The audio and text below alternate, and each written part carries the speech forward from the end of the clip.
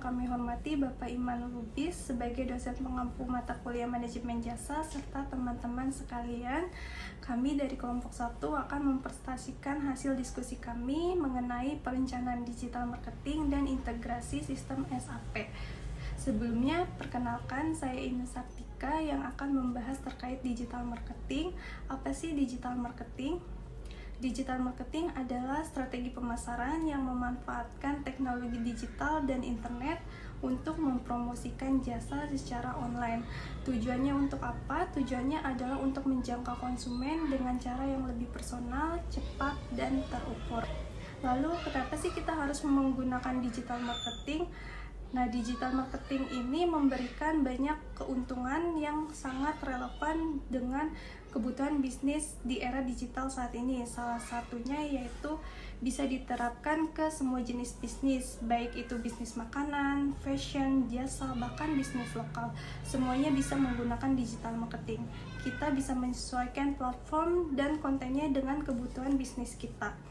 Yang kedua yaitu meningkatkan pendapatan secara efektif dengan biaya promosi yang lebih rendah dibandingkan media konvensional. Nah, digital marketing mampu menjangkau audiens yang lebih luas sehingga membuat biaya per pelanggan menjadi lebih efisien dan serta meningkatkan laba. Yang ketiga yaitu menjangkau target konsumen yang lebih spesifik. Misalnya, jika kita menjual produk kecantikan untuk remaja perempuan usia 18 sampai 25 tahun, maka kita bisa mengatur iklan digital agar hanya tampil ke kelompok tersebut. Nah, ini tuh membuat kampanye jauh lebih tepat sasaran dan tidak boros. Jadi, digital marketing itu memudahkan bisnis kita untuk menjangkau lebih banyak konsumen, mengurangi biaya pemasaran, dan menargetkan audiens yang tepat, sehingga digital marketing itu menjadikan pilihan yang sangat efektif untuk era digital saat ini. Perkenalkan, saya Lala Elustari akan membahas materi selanjutnya yaitu mengenai jenis-jenis marketing tools. Ada 10 jenis marketing tools yang akan kita bahas. Yang pertama yaitu ada website. Nah, website ini adalah media digital resmi perusahaan untuk menyampaikan informasi, promosi produk, dan melayani pelanggan secara online. Yang kedua yaitu ada billboard. Nah, billboard ini adalah media iklan luar ruang berukuran besar yang dipasang di tempat strategis untuk menjangkau banyak orang secara visual. Yang ketiga ada spanduk. Spanduk ini adalah media promosi berbentuk kain atau plastik yang berisi pesan singkat dan visual. Biasanya dipasang di tempat umum atau area event. Lalu selanjutnya yang keempat ada iklan TV atau koran. Nah, media iklan tradisional untuk menjangkau audiens luas melalui tayangan visual atau cetak. Selanjutnya yang kelima ada brosur. Brosur ini adalah media cetak kecil berisi informasi ringkas tentang produk atau layanan yang dibagikan langsung ke calon pelanggan. Selanjutnya yang keenam ada kartu nama. Nah, kartu nama ini adalah alat komunikasi profesional berisi identitas bisnis dan kontak, digunakan untuk memperkenalkan diri dalam pertemuan bisnis. Yang ketujuh ada video marketing. Nah, video marketing ini seperti promosi produk melalui konten video yang menarik, biasanya dipublikasikan di media sosial atau YouTube. Yang kedelapan ada direct email. Nah, strategi pengiriman informasi atau penawaran langsung ke email calon pelanggan untuk menjalin komunikasi personal. Yang kesembilan ada company profile. Nah, company profile ini adalah dokumen atau media yang menjelaskan secara ringkas tentang latar belakang, visi, produk, dan prestasi perusahaan. Yang ke-10 ada merchandise. Merchandise ini adalah produk berlogo perusahaan seperti kaos, pulpen, atau mug yang digunakan untuk memperkuat brand awareness. Perkenalkan, saya Asbiullah. Di sini saya ingin melanjutkan materi sebelumnya, yaitu tentang komponen perencanaan digital marketing. Yang pertama yaitu analisis pasar dan audiens. Berisi riset target pasar, kompetitor, dan tren industri buat profil pelanggan. Yang kedua yaitu tujuan dan sasaran, SMART. Tetapkan tujuan spesifik, terukur, dan relevan. Misalnya, meningkatkan traffic 20% dalam 3 bulan. Yang ketiga yaitu strategi konten, yaitu tentukan jenis konten, artikel, video, dan infografik. Yang selanjutnya yaitu buat kalender konten dan rencana distribusi. Yang keempat yaitu pemilihan platform. yaitu pilih kanal digital, website, media sosial, email, CEO, PPC. Alokasikan anggaran sesuai prioritas. Yang kelima yaitu implementasi, yaitu jalankan strategi sesuai timeline, produksi dan distribusi konten, iklan, dan kampanye. Yang keenam yaitu monitoring dan evaluasi. Gunakan KPI untuk mengukur hasil. Analisis data dengan alat seperti Google Analytics. Perkenalkan, nama saya Putri Dwi Ananda. Di sini saya ingin menjelaskan mengenai tipe marketing tools. Nah, terdapat 4 tipe dalam marketing tools yang harus kita ketahui. Yang pertama itu ada iklan baris. Nah, iklan baris ini sendiri kan adalah jenis iklan yang sederhana dan langsung ke intinya saja. Nah, biasanya itu hanya berupa teks singkat yang mencantumkan deskripsi produk atau jasa, harga, dan informasi kontak. Nah, iklan ini tuh sering kita temukan di situs jual beli seperti OLX atau forum jual beli Facebook. Nah, meskipun sederhana dan tidak menarik secara visual, iklan baris ini tuh sangat efektif untuk menjual produk dengan cepat kepada orang yang memang sedang mencari barang tertentu. Selain itu, biaya untuk membuat iklan ini relatif murah atau bahkan gratis.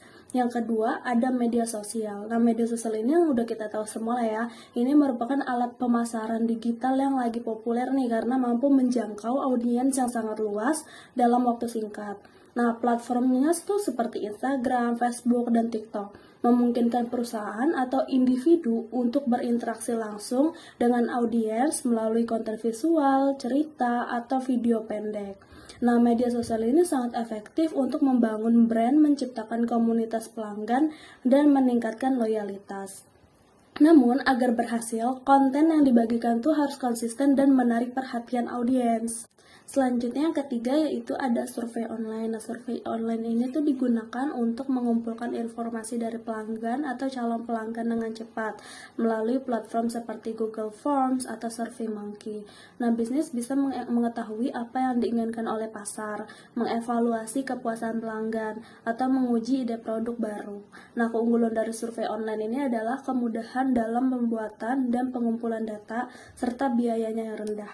Selanjutnya yang terakhir itu ada otomatisasi dan pemasaran. Nah, otomatisasi adalah penggunaan perangkat lunak untuk menjalankan tugas pemasaran tertentu tanpa perlu dilakukan secara manual setiap saat. Nah, contohnya adalah pengiriman email promosi secara otomatis berdasarkan perilaku pelanggan, penjadwalan postingan media sosial, atau sistem yang melacak perjalanan pelanggan dari awal hingga pembelian. Dengan otomatisasi, pekerjaan pemasaran menjadi lebih efisien dan hasil yang dicapai pun bisa lebih konsisten serta terukur. Namun, penggunaan alat ini biasanya memerlukan pemahaman teknis dan biaya tertentu. Jadi, secara keseluruhan, dari keempat jenis alat pemasaran digital tersebut, itu tuh saling melengkapi dan bisa digunakan bersama untuk mencapai tujuan pemasaran yang lebih maksimal. Perkenalkan, nama saya Fajri Kirsa Saputra. Di sini saya ingin menjelaskan tentang pengertian SAP. Apa itu SAP? SAP adalah singkatan dari System Application and Product in Data Processing, yaitu sebuah perangkat lunak sistem informasi yang dirancang untuk mengelola dan mengintegrasikan semua proses bisnis utama dalam suatu organisasi. SAP yang digunakan untuk mengotomatisasi dan menyatukan proses bisnis seperti akuntansi, keuangan, logistik, produksi, dan sumber daya manusia dalam satu sistem integritas. Tujuan SAP menyediakan sistem tanggal yang memungkinkan berbagai departemen berbagai data secara real-time, meningkatkan efisiensi, akurasi data, dan pengambilan keputusan di seluruh perusahaan. Contoh penerapan SAP misalnya, ketika bagian penjualan mencatat pesanan pelanggan, sistem SAP secara otomatis akan memperbarui stok barang, mencatat transaksi keuangan, dan memberi tahu bagian pengirim semuanya dalam satu sistem yang terhubung. Perkenalkan, saya Fitri Dwi. Di sini saya akan menjelaskan mengenai pentingnya integrasi SAP dalam digital marketing. Integrasi SAP ini memungkinkan perusahaan yang pertama mengakses data pelanggan secara real-time. Yang dimaksud yaitu dengan SAP ini kita bisa mendapatkan informasi pelanggan secara langsung dan terbaru, sehingga lebih mudah memahami kebutuhan dan preferensi mereka dengan cepat. Contohnya, saat ada promo flash sale, tim marketing bisa langsung melihat data siapa saja pelanggan yang aktif dan tertarik produk tertentu, sehingga bisa mengirim penawaran yang tepat tanpa menunggu laporan lama. Yang kedua ada mengotomatisasi proses kampanye marketing. SAP ini membantu menjalankan kampanye marketing secara otomatis. sehingga pekerjaan jadi lebih efisien tanpa harus melakukan semuanya secara manual. Misalnya, SAP bisa otomatis mengirim email ucapan ulang tahun kepada pelanggan dengan promo khusus tanpa tim marketing harus mengirim satu persatu secara manual. Yang ketiga, ada melacak hasil kampanye dan penjualan dengan akurat. Kita bisa memantau hasil kampanye dan penjualan secara tepat sehingga tahu mana strategi yang berhasil dan perlu ditingkatkan. Contohnya, setelah menjalankan iklan di media sosial, tim bisa langsung melihat berapa banyak pelanggan yang membeli produk melalui iklan tersebut, sehingga tahu seberapa efektif iklan itu. Dan yang terakhir, ada mengambil keputusan berbasis data. Nah, data yang disediakan SAP juga bisa kita gunakan untuk membuat keputusan marketing yang lebih tepat dan berdasarkan fakta, bukan hanya asumsi.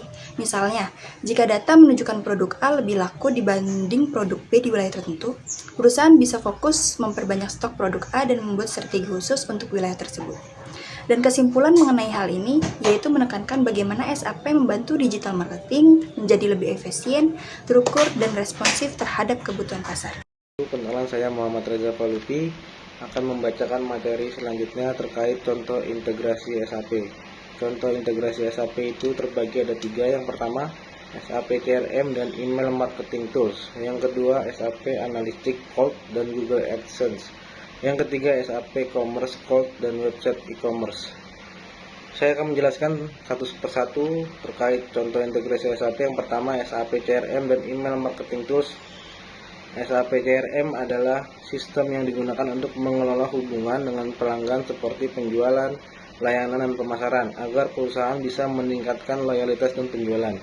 Sedangkan email marketing tools adalah alat untuk membuat dan mengirim email promosi secara otomatis kepada pelanggan. Jika digabungkan, SAP CRM dan email marketing tools memungkinkan perusahaan mengirim email yang lebih tepat sasaran berdasarkan data pelanggan sehingga kampanye pemasaran menjadi lebih efektif dan personal.